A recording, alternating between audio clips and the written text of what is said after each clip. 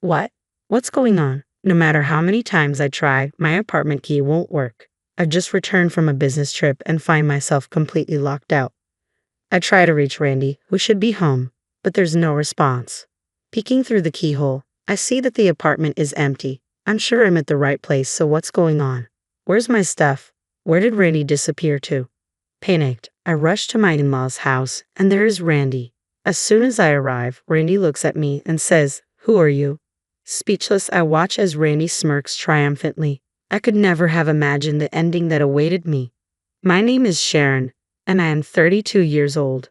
I am a working housewife living with Randy. We've been married for 3 years. Randy was originally a colleague at work, and we were fierce competitors. He was a good rival, but also my biggest supporter. It didn't take long for us to start dating, and we got engaged after a year. But there was one thing that worried me about getting married. It was something Randy said as we were about to register our marriage. "Sharon, I'm thinking of quitting my job after we get married." "What? Quitting your job? Why would you do that?" I asked, stunned. "Actually, I've been thinking about this for a while. I want to use my experience to start my own company." "Your own company?" "Yeah, I want to start a business and do something bigger. So please let me give it my best shot." He bowed his head, and I could see the sincerity in his eyes. I didn't know how to respond. I wanted to support Randy as his biggest advocate, but quitting his job to start a business was a huge risk. We were married now, and I hoped to have kids someday. Was it really necessary to sacrifice our stable life for this dream? I couldn't voice my concerns to Randy. In the end, he quit his job as soon as we got married and used all our savings to start a staffing agency. People often said, "Wow, Randy is amazing. Aren't you proud your husband is a CEO?" But I didn't feel that way at all. My female colleagues, especially my good friend Marilyn, seemed to understand my unease. "Starting a business right after getting married is too risky," Marilyn often said, echoing my thoughts.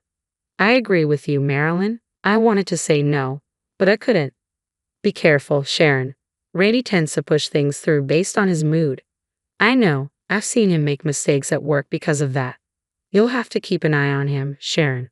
"I will. I'll listen to him regularly and do what I can. But the truth is, I've only ever done my current job, so the world of entrepreneurship is completely unknown to me."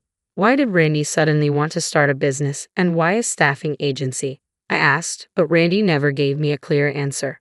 Though Randy had started his own company, it seemed he hadn't thought things through. He hired several employees right off the bat, but with little work coming in, the labor costs were skyrocketing. In today's world, there are countless staffing agencies online, so offering face-to-face staffing services was, to put it bluntly, reckless. Randy used to be competent at his job, but ever since he quit, his ideas seemed to be running dry.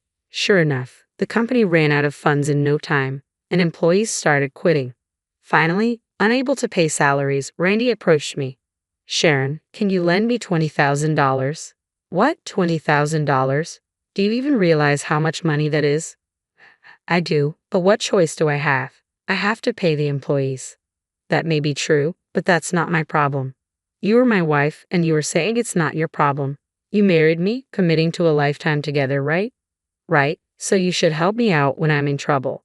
Randy spoke as if he had done nothing wrong. I couldn't find the words to respond to his cold, disdainful gaze. For the next few days, Randy kept demanding the $20,000, adding insults like, "This happened because you didn't support me as a wife. It's all your fault. You need to cover the financial shortfall." I was berated daily and even faced some physical aggression. As days went by, I started to believe that maybe it was my fault. A year into our marriage, Randy's company teetered on the edge of bankruptcy. By then, my savings had significantly dwindled, mostly drained by efforts to keep Randy's company afloat. Despite the dire situation, Randy refused to consider shutting down the business. Instead, he sought help from his parents, my father-in-law, an average office worker, and my mother-in-law, a homemaker, had little to spare, but they couldn't turn away their desperate son. Ultimately, they mortgaged their house to lend him the money. Learning of this, even I was taken aback. How far would any parent go for their child? If Randy's company failed, they'd lose their home. Unfortunately, my fears materialized when Randy's company collapsed within just 6 months, leaving us drowning in debt. Following the fallout, Randy seemed to lose all drive to work. He spent his days idling around the house. Unable to tolerate it any longer, I confronted him multiple times. Randy, look, we're not exactly swimming in cash either. I've exhausted my savings. Can you please start looking for a job? What? How can you be so heartless? I'm devastated after losing my company. This is not the time for that. We owe money to your parents. They'll be fine. Their house is collateral. Do you even understand what that means? If things continue like this, they'll lose their house. It doesn't matter to us. My parents are old. They might as well be useful for once. I can't believe this. I never thought you'd be this kind of person. From that point on, cracks began to appear in our marriage. It's been about 6 months since Randy's company went bankrupt, and he shows no signs of finding a job. He's doing day labor once a week and spending all the money on himself. I've been dipping into my savings and cutting corners to make ends meet. Then one day, during a break at work, my mother-in-law called. Ah, Sharen, sorry for the sudden call, but I need to talk to you. Hello, mother-in-law. What's going on? Could you lend us some money? If we can't pay back the loan by the end of the month, we lose our house. It seemed my worst fears were coming true. I told my mother-in-law, let me think about it. I've already talked to Randy, but he said, I don't have any money. If you lose the house, so be it. What? Randy said that? What should we do, Sharen? We're going to lose our home. Calm down, I have an idea. After hanging up, I called my father, who answered immediately. Hey Dad, it's Sharen. Ah, long time, not talk. How are you? I'm fine, but there's a problem. What happened? Randy's company went bankrupt, and now his parents might lose their house. What? Why? After explaining the situation, my father agreed to help financially, even though Randy was clearly at fault. My dad said, he is the man you chose, and didn't blame me. My father is a wealthy real estate investor, and I've never had to worry about money. The rental income alone is a considerable amount, so to be honest, I never had any problems making ends meet until I got married. But when I got a job, I decided to be financially independent and refuse any support from him. And Randy ruined all of that. I felt guilty, but I had no choice but to accept my father's help to save my in-laws. I kept it a secret from Randy and transferred the money to my in-laws. Why didn't I tell Randy? I've only told him that my dad is a real estate agent. If he found out about my father's wealth, I feared he'd change his attitude and start demanding money. If that happened, it would be the end of us. If we are going to continue living together, I don't want to grow to resent Randy. That's why I have to keep my father's wealth a secret from him. To avoid hurting my beloved parents and in-laws, I chose to continue my relationship with Randy. When I told my mother-in-law about my father's financial help, she said, Are you sure? You and your father saved us. It's fine. I'd rather avoid any unnecessary drama. All right, if you say so, we'll pay back the money, even if it takes time. Don't worry, I'll help with that too. Thank you, Sharen. You've been a lifesaver. I could hear the tremor in my mother-in-law's voice over the phone. I was glad that I could help her. Knowing that she had been pushed into such a corner, I felt a sense of relief in being able to assist.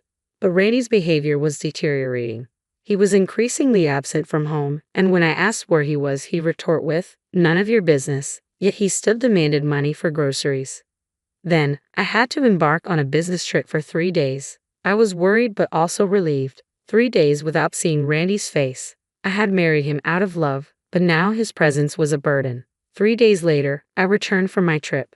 From the airport, I headed home with a gloomy feeling. I should have been eager to get home, but the thought of seeing Randy again filled me with dread. When I tried to unlock the door, something felt off. What's going on? No matter how many times I tried, the key wouldn't work.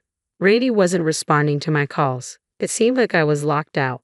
What should I do if Randy is not home? I can't get in. And it wasn't just that. Peering through the peephole, I saw that the apartment was empty. The house shouldn't be wrong, but why? Where's my stuff? Where did Randy go? Panicked, I forgot to call the management company and called my parents instead, but they didn't answer. So, I decided to go to my in-laws' house where I could also give them the souvenir I'd bought. When I arrived, Randy was there. Randy, what are you doing here? My mother-in-law spoke first. He showed up out of the blue, asking to stay for a few days. What, Randy? What's going on? I couldn't get into our apartment. Randy chuckled and looked down at me. Who are you? I was at a loss for words, but Randy wore a smug grin on his face. Still, I mustered the courage to speak. What are you talking about, Randy? What about the house keys?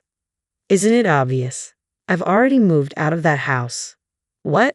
Oh, and by the way, we're already divorced, so we are nothing to each other now. I've got a new girlfriend, so you should just go. A new girlfriend?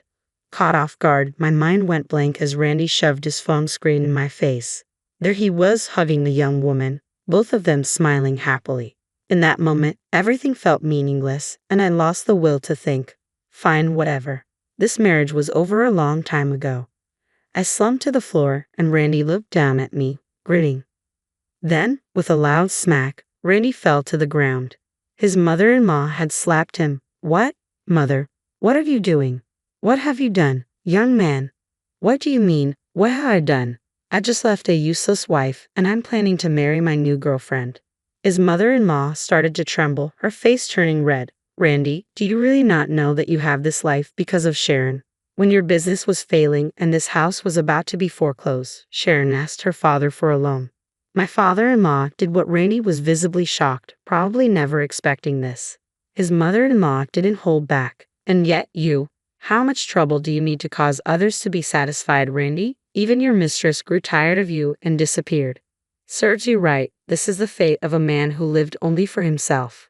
After the divorce, I moved back in with my parents. They're worried about me, fresh out of a failed marriage, but truth be told, I have no regrets. I have a job and a loving family who stand by my side. That alone makes me feel truly blessed. From now on, I want to live my life to the fullest for the people who truly care about me.